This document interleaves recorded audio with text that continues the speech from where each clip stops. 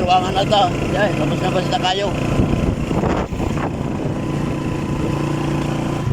Yan, nagtatandar dyan. Okay, pangit tao. Haan. Missing area ra. Tata, baba na, tiwa panat. Ipigid mo lang.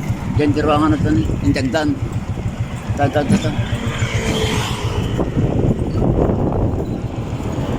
Yan, baba na, tiwa panat.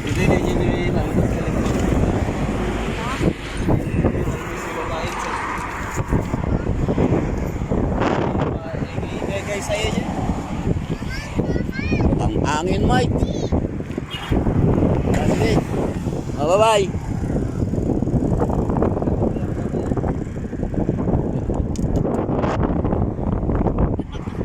Oy, lagan na kayo, Mike. Kasi 50 na tayo na. Hindi na ba dyan? Hindi na ba? Ito na lang gana dyan eh. Banda na ito. Tapos sa kasi ito na. Babin.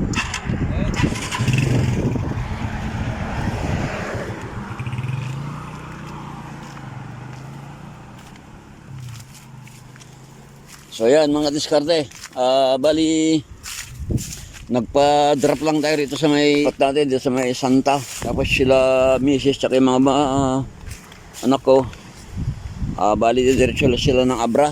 Pag uwi nila ng tanghali, dadaanan lang nila ako rito. Yan.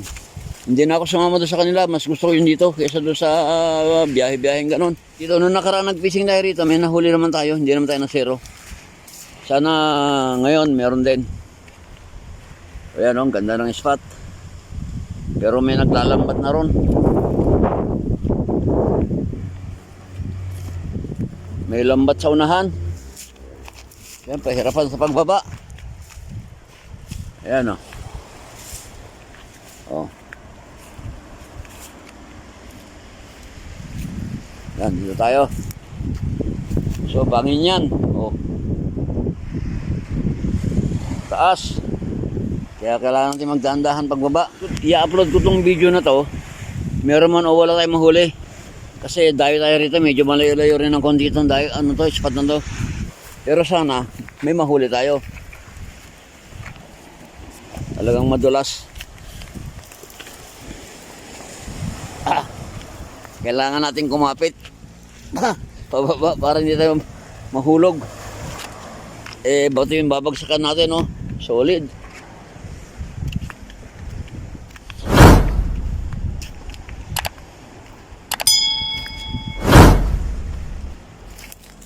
So ayan. Baba tayo. Ayun, nandito na sa baba. Yan na. Bali magsiset na lang tayo. Set up natin yung pa rin yung rod natin. Yung rod na ano, local na heavy duty. Yan doon tayo galing sa baba, doon sa taas. Baba. Yan. Ito yung rod na drill natin na masasabi ko na pwede kong isabay doon sa mga high-end na fishing rod. Dahil mumurahin lang siya pero hindi na mabilang sa kamay yung mga nahuhuli niyang ano, mahuli niyang mamaw. Hindi pa ako nagbibideo ng fishing noon. Gamit ko na to. Kaya gumagawa na ako ng video ng fishing. Ito pa rin yung gamit ko. Taon na ang binilang sa akin ng rod and reel na to. Wala pa 500 yung setup nito. Mura lang. Na-order ko lang sa online. Jokyo na 2000 series. Na sagto 280 lang to. Bili ko noon. Tapos tong rod 170. Bili ko. Loaded siya ng prawn na 6 pounds. Leader line na monoline na 10 pounds.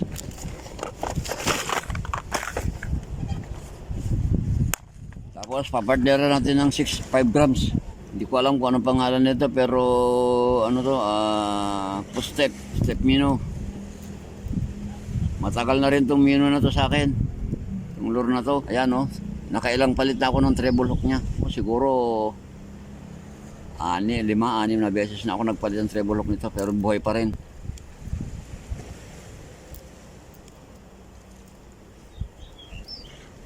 Sana gumagana pa rin siya hanggang ngayon. Sana meron. Dito tayo. Ayan o, yung mga malalaking jackstone. Yan, dito tayo sa pagitan dadaan. Yan, yung pagitan ng mga jackstone na yan. Ayan. Dami.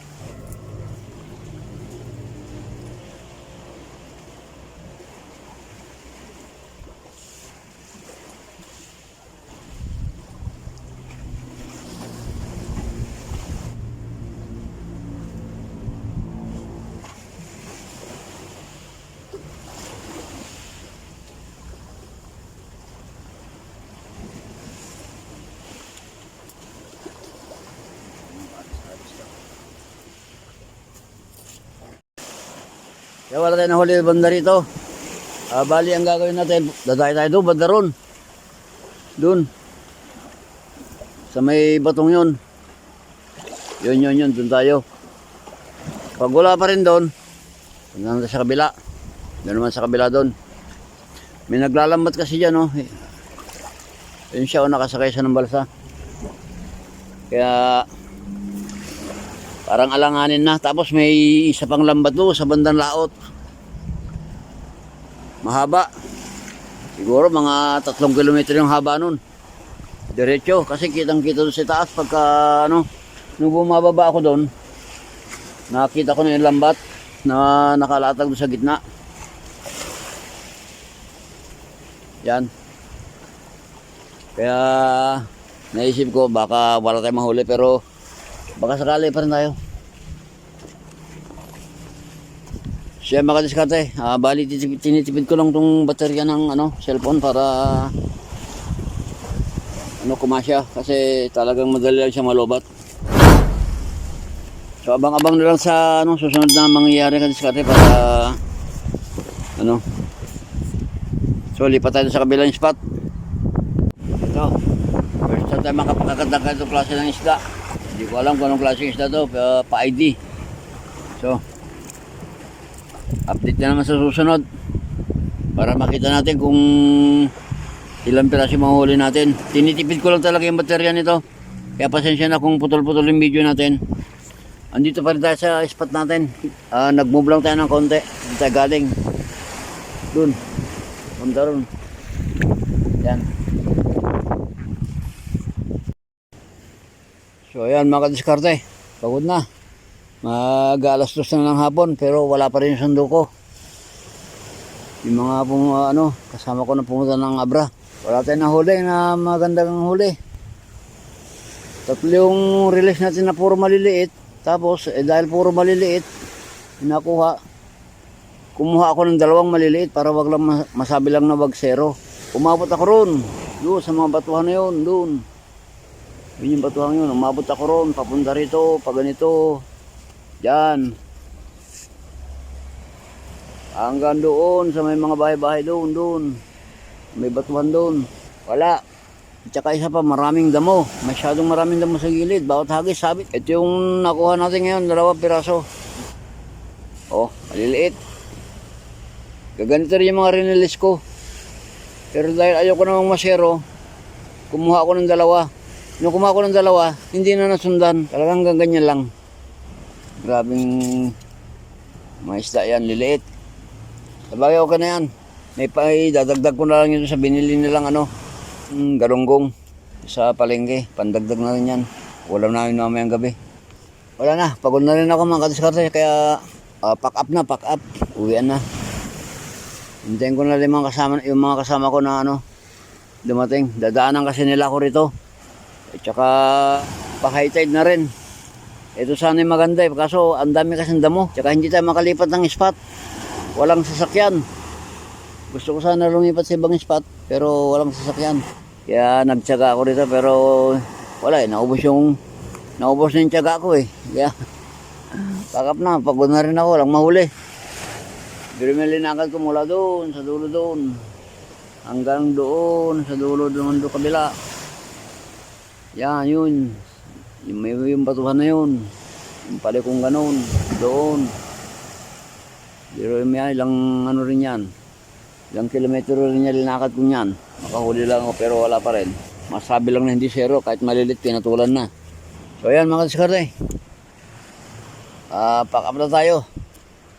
Kung nagustuhan yung video natin ngayon, please naman paki-subscribe yung aking channel at paki-pindutin na rin yung bell notification para ma-update kayo sa mga susunod nating mga fishing video o sa mga susunod nating tutorial videos. So, hanggang dito na lang. Maraming salamat. Bye bye, God bless at mabuhay po kayo.